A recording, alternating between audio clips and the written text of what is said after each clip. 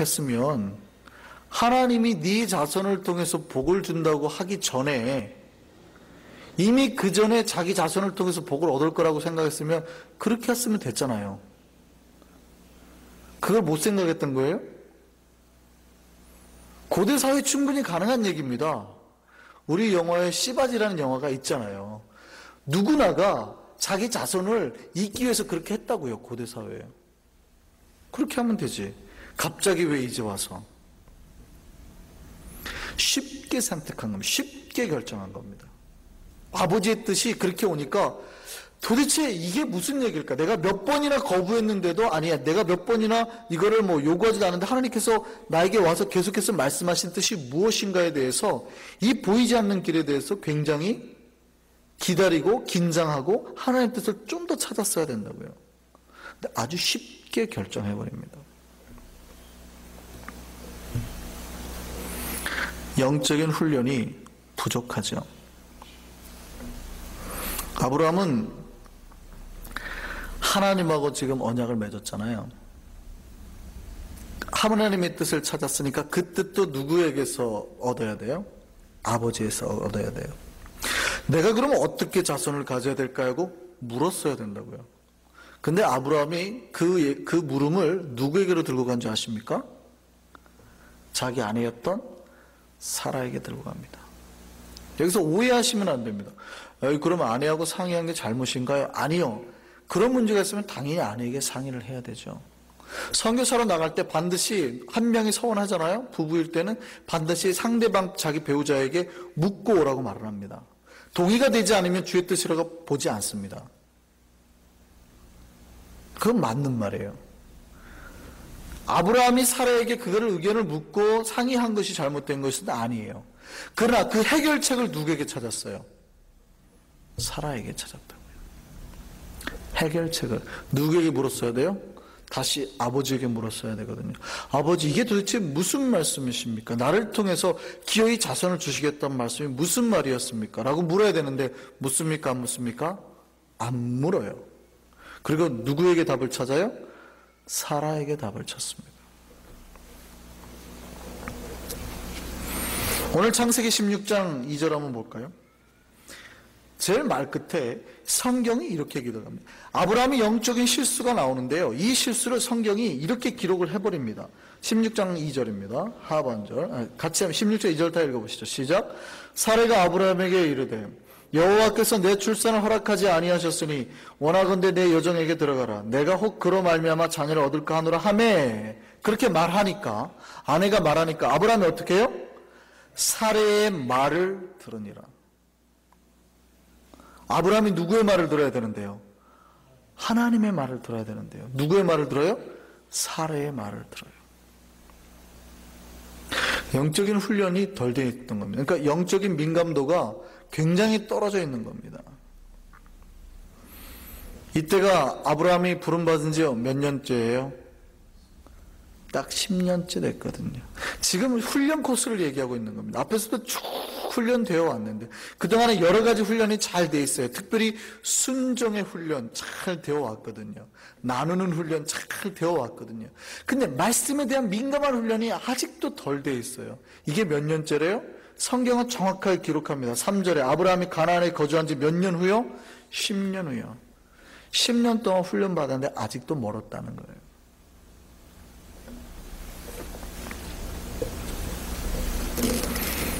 아브라함은 여기서 뭐 했어야 돼요? 기다렸어야 됩니다. 기다렸어야 된다고요. 자, 기다리면 어려움입니다. 이때 아브라함의 나이가 몇 세예요? 85세예요. 85세 할아버지가 하나님 앞에서 계시의 말씀을 받았는데 아들을 낳을 거라는 계시를 받았다고요. 기다림이 쉽겠습니까? 어렵겠습니까? 어려워요. 하나님이 언제까지 이거를 연장시켜요? 앞으로 몇 년 더 뒤에요? 15년 뒤에.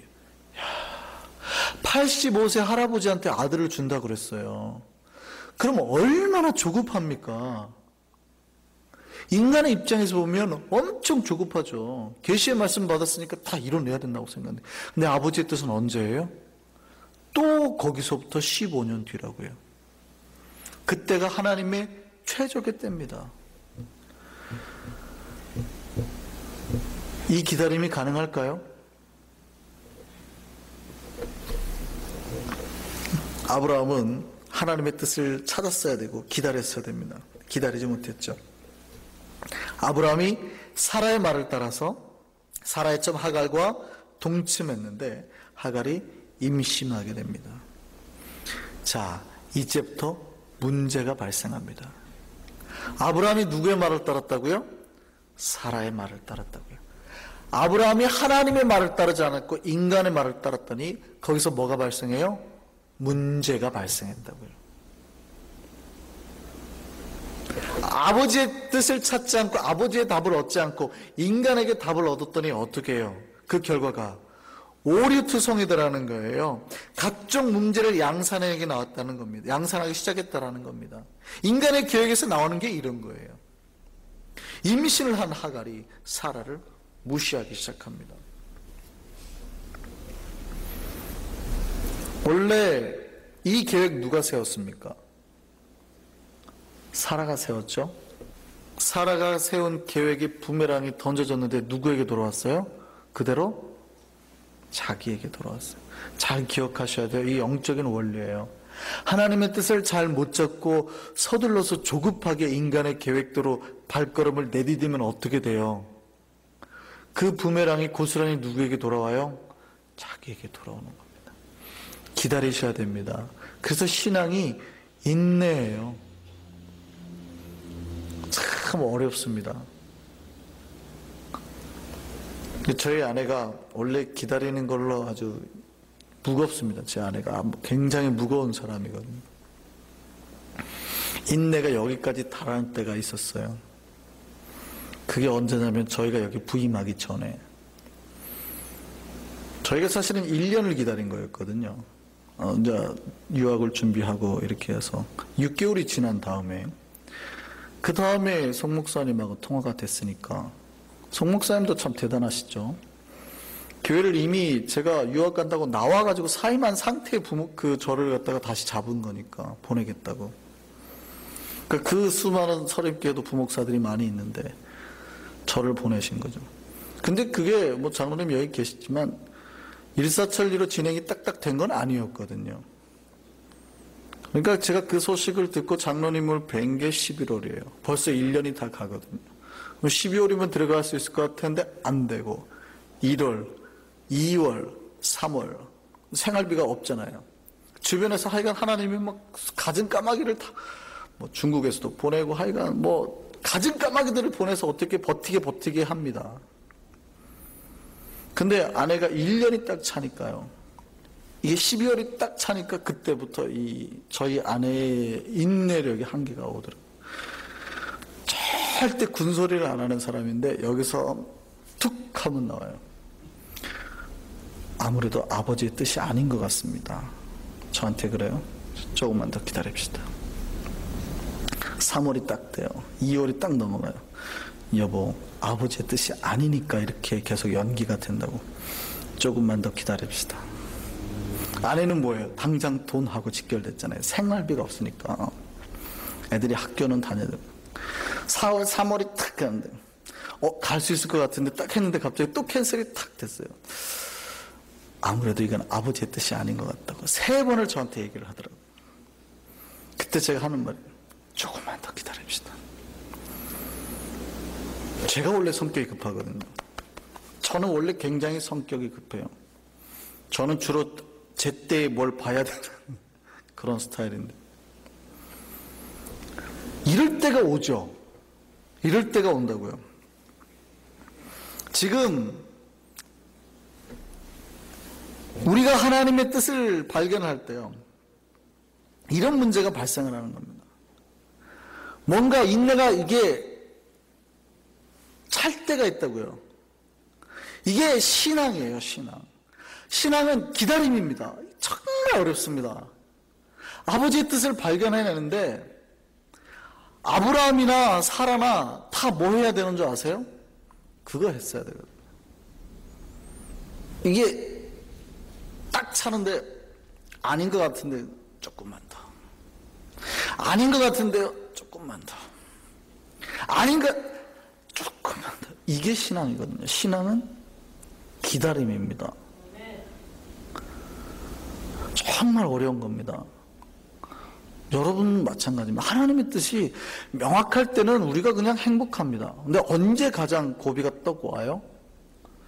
이게 도대체 아버지의 뜻이 아닌 것 같을 때, 길이 두 갈래거나 아니면 안 보일 때입니다. 어떻게 하실까요? 여러분 발걸음을 내딛어야 되나요? 쉽게? 그때 인내하시기를 바랍니다. 기다리셔야 돼요. 정말 어렵습니다. 그래서 신앙은 기다림입니다. 아버지께서 역사하실 때까지. 아브라함이 이러고 15년을 더 기다려야 된다니까요.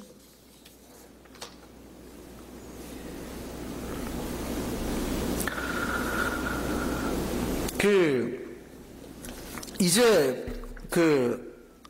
아브라함의 계획을 세운 사라의 모든 문제가 사라에게 부메랑이 되어 돌아와서 사라를 무시하고 괴롭힌 일이 되죠. 왜 하갈이 그랬냐면, 하갈이 임신하고 나니까 아브라함의 재산의 장자권과 부와 권력이 다 누구께 돼요? 자기 아들께 되잖아요. 자기 아들께 되니까 자기가 앞으로 이 주인의 어미가 되는 겁니다. 그러니까 특별히 하나님의 약속의 모든 복을 누가 받게 되는 거예요? 자기의 아이가 받게 되는 겁니다. 그러니까 여주인이었던 사라를 멸시하게 되는 거죠. 자기가 안주인 노릇을 하는 겁니다. 그러니까 사라가 어떻게 합니까? 아브라함에게 원망을 하죠. 아브라함은 그러니까 사라에게 하라갈 마음대로 하라고 하죠. 그러니까 사라가 하갈을 학대해 버립니다. 못 살겠다고 도망가게 돼요.